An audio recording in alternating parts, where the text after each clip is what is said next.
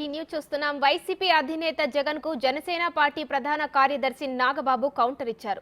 అబద్ధాలు చెప్పడంలో జగన్ డాక్టరేట్ పొందారని ఎద్దేవా చేశారు.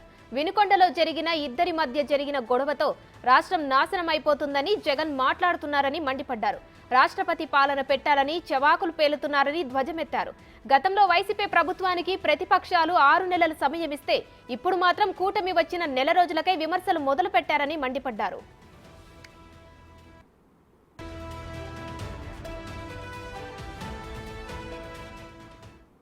మనం 6 నెలలు టైం ఇచ్చాం వైసీపీ ప్రభుత్వం వచ్చినప్పుడు. వాళ్ళు కనీసం 1 మంత్ కూడా టైం ఇవ్వకుండా కాట్ల కుక్కల్లాగా మీద పడుతున్నారు కూటమి ప్రభుత్వం మీద.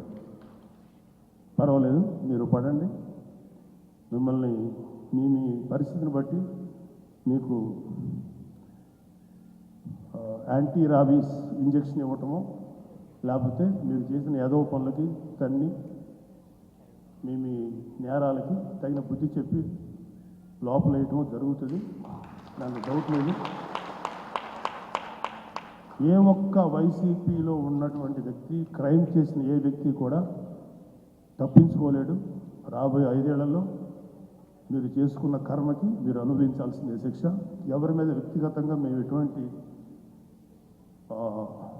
నేరారోపణలు చేయము, మేము ఈ వ్యక్తిని టార్గెట్ చేయము. కానీ మీరు చేసిన ప్రతి పనికి మీరు సమాధానం చెప్పుకోవాల్సినటువంటి రోజు నాకు తెలిసి 1 or 2 yearsలో వస్తుంది. అదే దాని డిపెండ్స్ అపాన్ వాళ్ళ గ్రావిటీ, వాళ్ళు చేసిన నేరాలు ఎట్లా అంటే వాటిని బట్టి.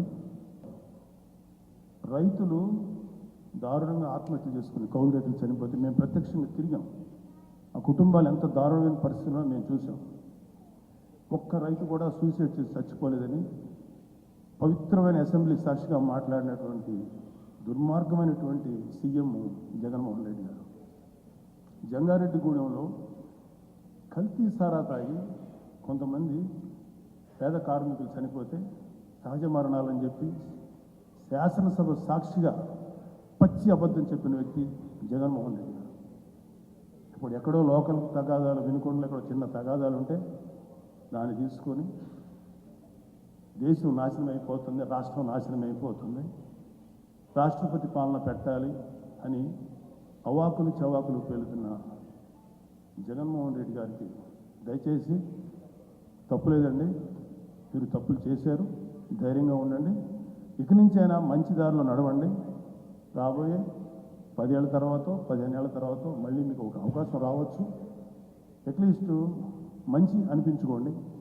ఇంకా నీచమైనటువంటిగా దిగజారిపోయాడు జనాలు. ఇంతకంటే సినిమాలో డైలాగ్, ఇంతకంటే దిగజారు అనుకున్న ప్రతిసారి ఇంకా దిగజారిపోతున్నాను, నా ఎక్స్పెక్టేషన్ చంపేస్తున్నాను అంట.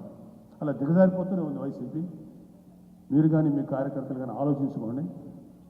మేము మాత్రం జనసేన ఇవాళ అధికారంలో ఉంది. అధికారంలో ఉన్నప్పుడు ఒక మాట, లేనప్పుడు ఒక మాట చెప్పే వ్యక్తి కాదు మన నాయకుడు.